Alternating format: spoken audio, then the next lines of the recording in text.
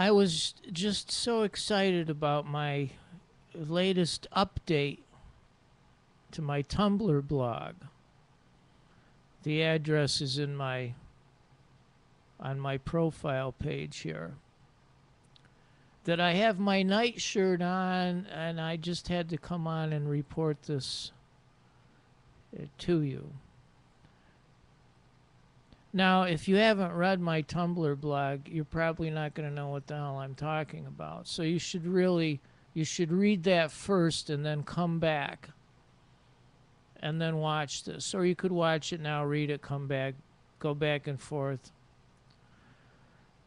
Anyway, if you think back to the 1950s, or at least the history of it, there was a person called Alan Freed. And the conservatives at that time were going apeshit over rock and roll music. It was a communist conspiracy to have Negro men take over our white women. They was mixing the colors and everything. Strom Thurmond was always against rock and roll music. He wanted to, way back in the 50s, and then he wanted to deport John Lennon and all this other stuff. He was against this, he wanted to make, there was this thing called the jukebox bill. He wanted to have it so that if you owned a jukebox, you didn't have to pay any royalties on the records. All of these crazy things. But this dovetails with my blog because Antonin Scalia and these other conservatives on the court, Alito and so on and so forth, they're all hot on this idea of taking commercial transactions, like I buy stock and the stock price goes up, saying that that's not actually commerce, it's free speech. You know, so in other words, if a fund manager does block trades in the same stock that I'm dealing in, it's perfectly fair whether how he affects the price to go up or how I affect the price to go up.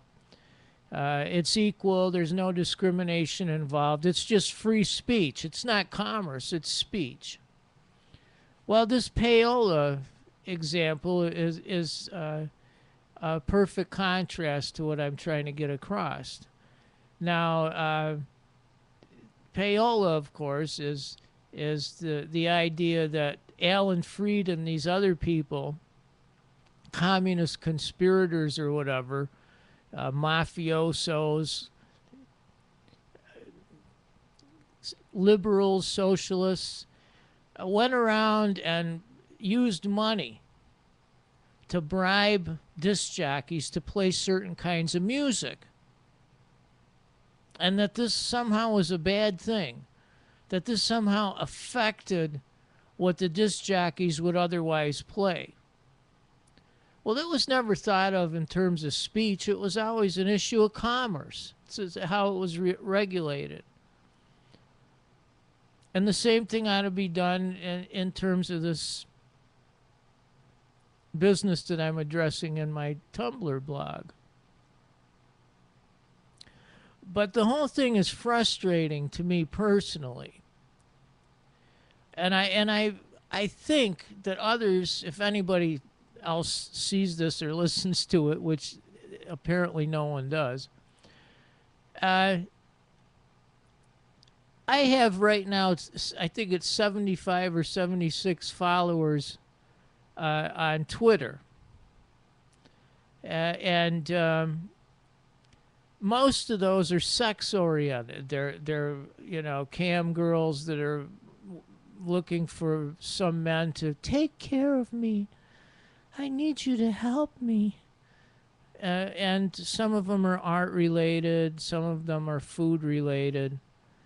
But most of them are these wanton women, like Victorian England. The women, there was things were so bad that the women, besides taking in washing and going out and doing houses, cleaning houses, and all these other things, they had to act as prostitutes too. Their husbands knew about it and everything.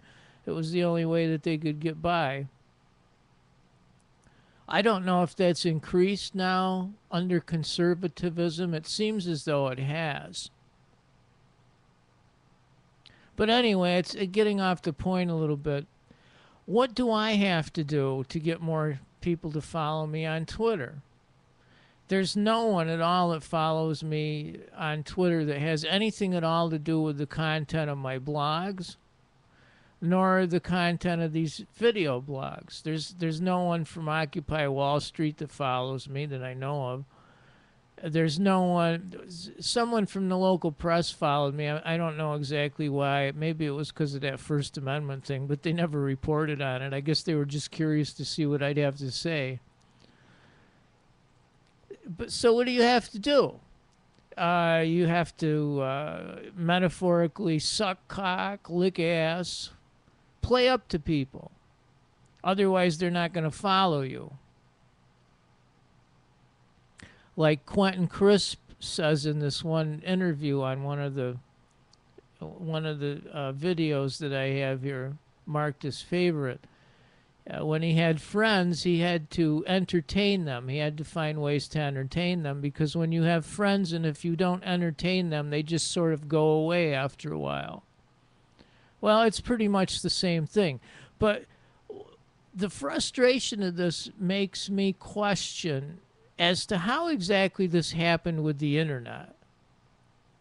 Because to me, the internet, it seems, is this fabulous way for people to interact, to network, and so on, where you could actually respond to things and you could have your voice heard, potentially. But it doesn't seem as though it worked out quite that way.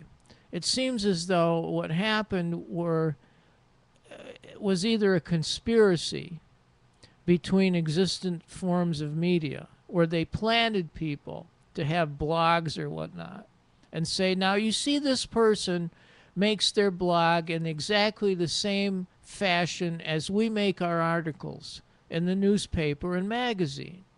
So this is good. In fact, we're going to hire them and grant them the privilege to have sustenance, to eat, and have a place to sleep, and even be able to buy an iPhone so we could follow them around and find out where they go.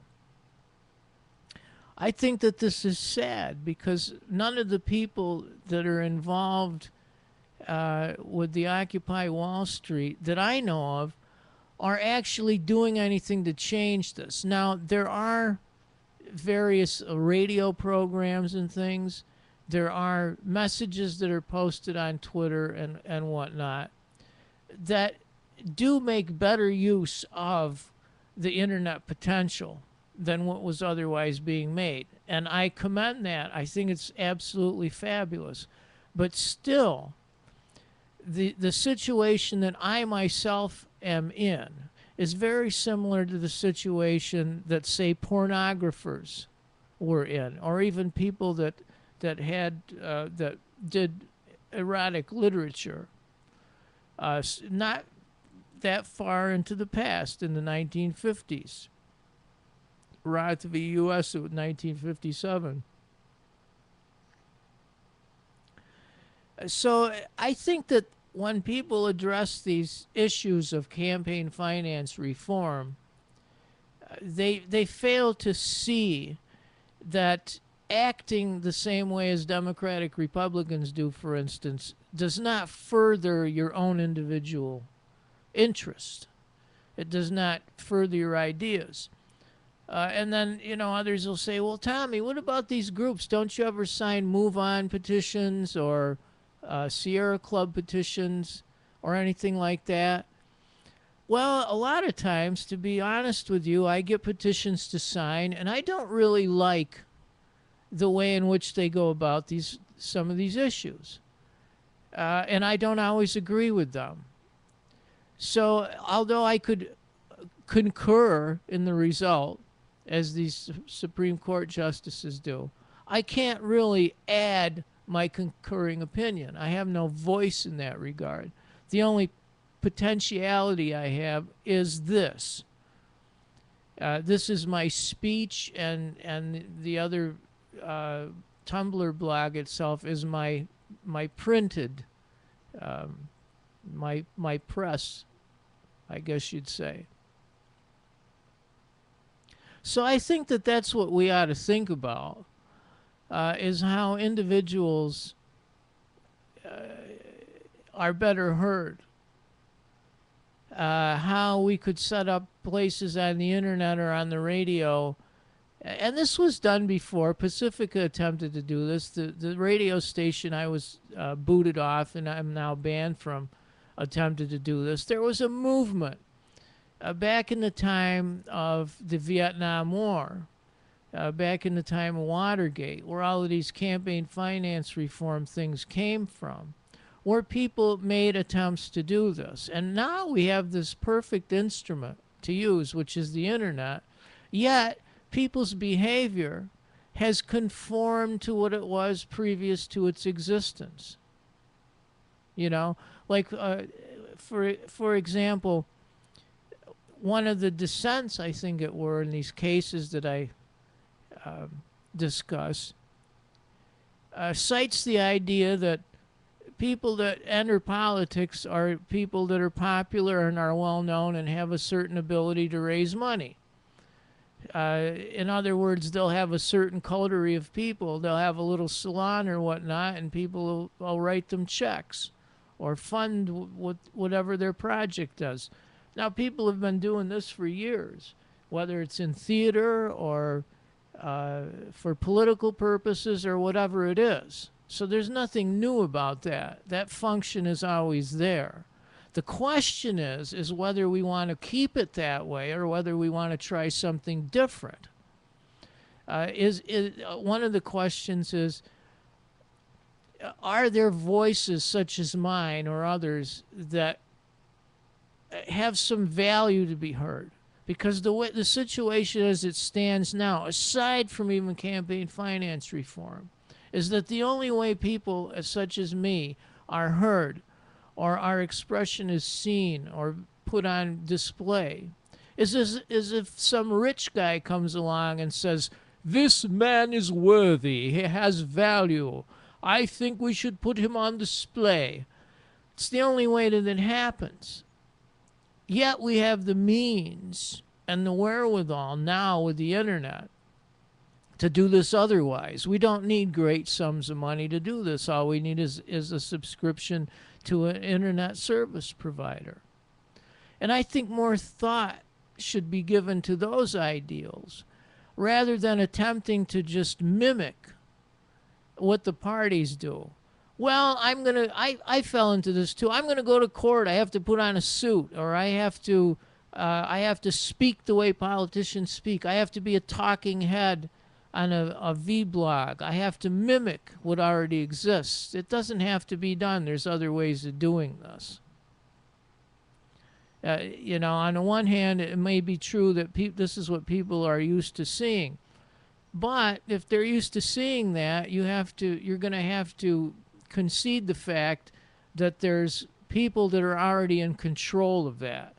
They're able to control that with money, so that when you mimic them, you're really going into their field, and they're having a home field advantage, and they're going to cream your ass.